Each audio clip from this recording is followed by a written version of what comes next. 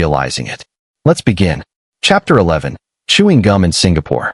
Singapore is often described as one of the cleanest and most organized cities on Earth. Walk through its streets and you'll notice something immediately. There's almost no litter anywhere. The sidewalks are spotless. Public transportation is incredibly well maintained. Parks and public spaces look carefully preserved.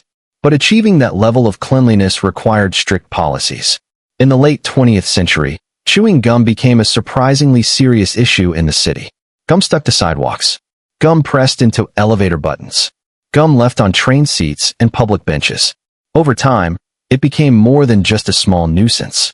When Singapore opened its modern subway system, officials noticed a new problem. Some people were sticking gum onto train doors and sensors, preventing them from closing properly. Trains were delayed, systems malfunctioned, and maintenance crews had to spend large amounts of time removing gum from equipment. Authorities decided the easiest solution was drastic. Instead of simply punishing people who littered gum, they restricted chewing gum almost entirely. The government introduced strict regulations on the sale and import of chewing gum products. Stores could no longer freely sell it. Importing it in large quantities became illegal. The goal wasn't to punish chewing itself, but to eliminate the widespread problems caused by discarded gum in public spaces. Today, the rules have softened slightly. Certain types of gum, like dental or nicotine gum, can be sold through pharmacies under controlled conditions. But the general sale of chewing gum remains restricted. For many travelers, this law becomes one of the most surprising facts about Singapore. Something as small as a piece of gum, something millions of people chew every day without thinking, became a symbol of how seriously the country treats public cleanliness and order. And it shows how different societies sometimes solve everyday problems in very different ways. Chapter 10. Feeding Pigeons in Venice. Venice is one of the most famous cities in the world. Its canals wind through centuries-old buildings. Gondolas glide across the water. And in the heart of the city lies St. Mark's Square, one of the most recognizable public spaces in Europe. For decades, tourists visiting Venice shared a particular tradition. They would buy small bags of birdseed from street vendors and scatter it across the square. Within seconds, pigeons would appear from every direction. Hundreds of birds would gather around visitors, landing on their arms, shoulders, and heads. It became a popular tourist attraction. Photos of smiling visitors surrounded by pigeons became a classic image associated with Venice. But over time, the situation began to change. The pigeon population in the square grew larger and larger. Feeding them regularly caused the number of birds to increase dramatically. Soon the birds were everywhere. Their droppings began damaging ancient stone buildings and monuments. Historic statues and architectural details were slowly eroded by the constant exposure. Cleaning crews had to work continuously to maintain the square. City officials realized the tradition, while charming for tourists, was creating serious long-term damage. Eventually, the city introduced regulations banning the feeding of pigeons in key areas of Venice, especially in St. Mark's Square. Today, visitors who feed pigeons there can receive fines. The pigeons are still present, but the days of tourists freely feeding them are gone. For travelers unaware of the rule, it can be surprising. What once seemed like a harmless vacation activity has become something the city actively discourages. And it's another example of how laws can change when everyday habits begin affecting the preservation of historic places. Chapter 9. Wearing Camouflage Clothing. Fashion trends travel quickly across the world. Styles that begin in one place often spread globally through movies, music, and social media. Camouflage clothing is one example. Originally designed for military uniforms, camouflage patterns eventually became popular in everyday fashion. Jackets, pants, hats, and backpacks featuring camouflage designs appear in clothing stores everywhere. But in several countries around the world, wearing camouflage as a civilian is not allowed. In parts of the Caribbean, Africa, and other regions, camouflage clothing is reserved strictly for members of the military. The reason is simple but important. Authorities want to avoid situations where civilians could be mistaken for soldiers. Uniforms carry meaning and authority. If civilians wear military patterns freely, it can create confusion during security operations or public events. Because of this, many countries have laws restricting camouflage clothing to military personnel only. Tourists visiting these countries sometimes learn this rule the hard way. Someone arriving on vacation wearing camouflage shorts or a camouflage jacket might be asked by officials to remove the clothing or face a fine. In some cases, the clothing may even be confiscated. For travelers from countries where camouflage is just another fashion style, this law can feel unexpected. But in places where military uniforms represent authority and national security, the rule serves a clear purpose. It reminds visitors that clothing, something that seems purely personal, can carry very different meanings depending on where you are in the world. Chapter 8. Jaywalking in Japan. In many countries, crossing the street outside of a crosswalk is something people do without thinking. If the road looks clear, people simply walk across. But in Japan, crossing the street illegally, commonly known as jaywalking, is treated very differently. Japanese cities operate with an incredibly organized traffic system. Pedestrian crossings are clearly marked, traffic lights are carefully synchronized, and both drivers and pedestrians are expected to follow the rules closely. When you stand at an intersection in Tokyo or Osaka, you may notice something unusual. Even when the street appears completely empty, many people will still wait patiently for the pedestrian signal to turn green. For visitors from other countries, this can feel surprising. The reason is both legal and cultural. Technically, crossing outside designated crosswalks can lead to penalties. But beyond the law itself, Japanese society places a strong emphasis on following public rules and maintaining order in shared spaces. Pedestrians respect the system because it keeps traffic flowing smoothly and safely for everyone. Tourists who are unfamiliar with this expectation sometimes cross the street early when no cars are visible. While this might seem harmless, it can attract attention from police officers or draw disapproving looks from locals who are used to a different standard of behavior. In Japan, small actions in public spaces are seen as part of a larger system where everyone's cooperation helps maintain harmony and safety. So something as simple as crossing the street becomes a reflection of a broader cultural value: respect for order, patience, and consideration for others. Chapter 7. Photographing government buildings. Taking photos has become second nature in the modern world. With smartphones in our pockets, capturing pictures of buildings, landmarks, and city streets is something people do constantly while traveling. But in several countries around the world, photographing certain locations is strictly prohibited. Government buildings, military bases, and sensitive security locations are often protected by laws that restrict photography. The reason is straightforward: national security.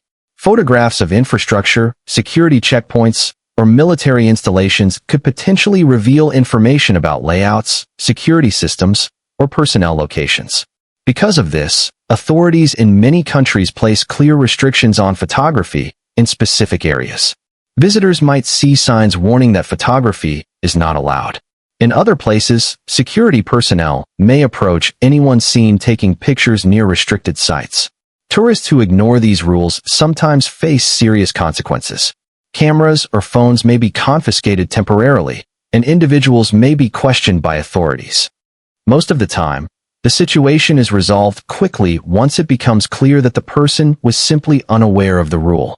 But it serves as an important reminder. When traveling internationally, something that feels completely harmless, like snapping a photo of an interesting building, may not always be allowed. Paying attention to warning signs and respecting restricted areas helps avoid misunderstandings and ensures that travelers remain within the law. Chapter 6. Driving a dirty car in Russia.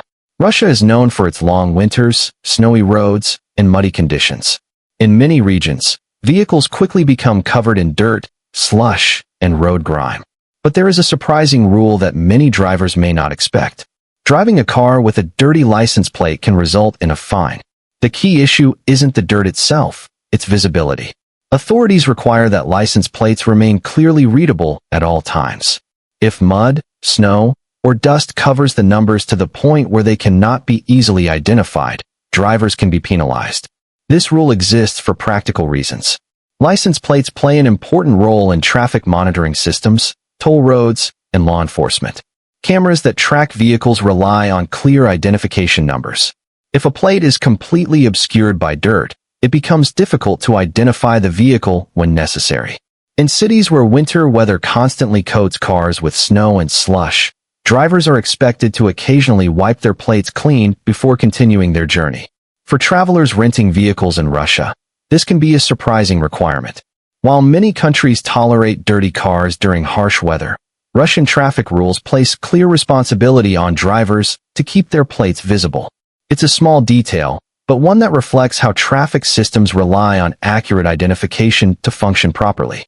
Chapter 5. Running out of gas on the Autobahn. Germany's Autobahn is famous around the world for its high-speed highways. In some sections, there are no official speed limits, allowing drivers to travel extremely fast.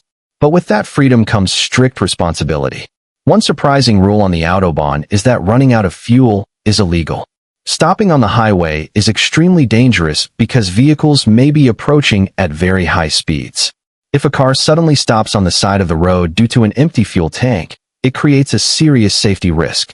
Because of this, authorities consider running out of gas to be a preventable mistake. Drivers are expected to check their fuel levels and plan ahead before entering the Autobahn. Service stations are placed regularly along major highways, giving drivers plenty of opportunities to refill their tanks. If someone stops on the Autobahn because they ran out of fuel, they can receive a fine. It's a law that reflects Germany's strict approach to highway safety and responsible driving. Chapter 4. Swearing in public in the United Arab Emirates. In many countries, people sometimes raise their voices or use strong language during arguments. But in the United Arab Emirates, public behavior laws are much stricter. Using offensive language, making rude gestures, or swearing in public can lead to legal trouble. Authorities expect people to behave respectfully in public spaces. Loud arguments, insults, or aggressive gestures may attract attention from law enforcement. Even certain hand gestures that might seem harmless in other countries can be interpreted as offensive.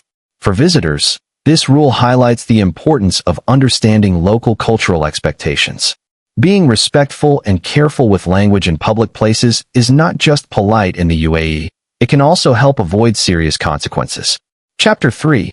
Bringing certain medications into Japan. Many travelers bring medicine with them when they travel. However, Japan has strict regulations regarding certain medications. Some drugs that are commonly used in other countries may be restricted or require special permission before entering Japan. Travelers carrying prescription medication sometimes need official documentation to bring it into the country. Without the proper approval, the medicine may be confiscated at the airport during customs inspection. These regulations exist to maintain strict control over pharmaceutical substances entering the country. For visitors, the safest approach is to check Japan's medication rules before traveling. Something that seems completely normal to carry in your luggage might require special permission once you arrive. Chapter 2. Noise rules in Switzerland. Switzerland is famous for its peaceful cities and well-organized communities. Part of maintaining that peaceful environment involves strong expectations about noise. In many residential areas, certain hours are considered quiet time, especially late at night. During these periods, residents are expected to avoid loud activities that might disturb neighbors. Playing loud music, using noisy equipment, or creating disturbances late at night is discouraged in many apartment buildings. These expectations are often written directly into rental agreements or building regulations. The goal is simple: ensuring that everyone in the community can enjoy a calm and comfortable living environment. For travelers staying in residential accommodations, respecting these quiet hours is an important part of fitting into local life. Chapter 1. Flying drones without permission. Drones have become extremely popular for capturing aerial photos and videos. Travelers often bring them to record beautiful landscapes and famous landmarks. But in many countries, flying a drone without permission is illegal. Governments have introduced strict regulations to control where drones can be used. Flying near airports, government buildings, or crowded public spaces is usually prohibited. In many places, drone owners must register their equipment or obtain special permits before flying. These rules exist to protect public safety and privacy. Travelers who ignore them may face fines or even have their drones confiscated.